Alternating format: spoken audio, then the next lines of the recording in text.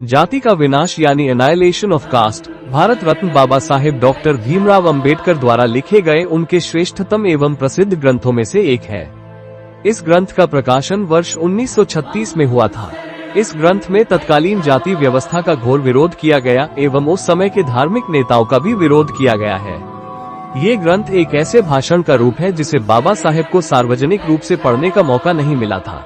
ये भाषण लाहौर के एक हिंदू संगठन जिसका नाम जात पात तोड़क मंडल था की ओर से उनके वार्षिक अधिवेशन में बोलने के लिए लिखा गया था। दोस्तों, पिछली वीडियो में हमने बाबा साहब द्वारा कुछ उदाहरणों से जात पात तोड़क मंडल को ये समझाया कि किस प्रकार उच्च समझे जाने वाली जातियां निम्न समझे जाने वाली जातियों का सामूहिक रूप से खुलेआम उत्पीड़न करती है। इसी कड़ी में प्रस्तुत है जाति का विनाश का अगला यानी 18वां भाग, जिसमें बाबा साहेब ने चतुर्वर्ण के बारे में अपने विचार बताए हैं। चातुर्वर्ण्य कोई नई प्रणाली नहीं है, यह वेदों जितनी ही प्राचीन है। यही कारण है कि हमें आर्य समाजियों द्वारा इसके दावों पर विचार करने के लिए कहा जाता है। यदि अतीत के आधार पर इसका मूल्यांकन किया जाए तो एक सामाजिक संगठन के रूप में इसे बार बार आजमाया गया है और यह हर बार असफल साबित हुई है।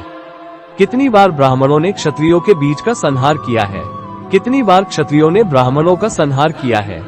महाभारत और पुराण ब्राह्मणों और क्षत्रियों के बीच संघर्ष की घटनाओं से भरे पड़े हैं।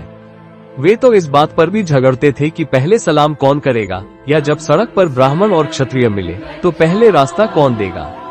ब्राह्मण क्षत्रिय के लिए और क्षत्रिय ब्राह्मण के लिए असहनीय बन गए थे। ऐसा प्रतीत होता है कि क्षत्रिय अत्याचारी बन गए थे और चातुर्वर्ण्य व्यवस्था के तहत निरस्त जनसामान्य ईश्वर से उनकी अत्याचारी सत्ता से मुक्ति के लिए प्रार्थना कर रहे थे। श्रीमद् भागवत में ये स्पष्ट रूप से कहा गया है कि भगवान कृष्ण ने अवतार एक विशेष पवित्र उद्देश्य के लिए लिया था और वो उद्देश्य क्षत्रियों का विनाश करना था। जब हमारे सामने विभिन्न वर्णों के बीच की इस प्रकार की प्रतिद्वंद्विता और शत्रुता के उदाहरण मौजूद हैं, तो मैं ये समझ नहीं पाता कि कोई व्यक्ति चातुर्वर्ण्य को एक आदर्श प्रणाली के रूप में कैसे प्रस्तुत कर सकता है जिसे प्राप्त करने का प्रयास किया जाए या जिसके आधार पर हिंदू समाज का पुनर्गठन किया जाए।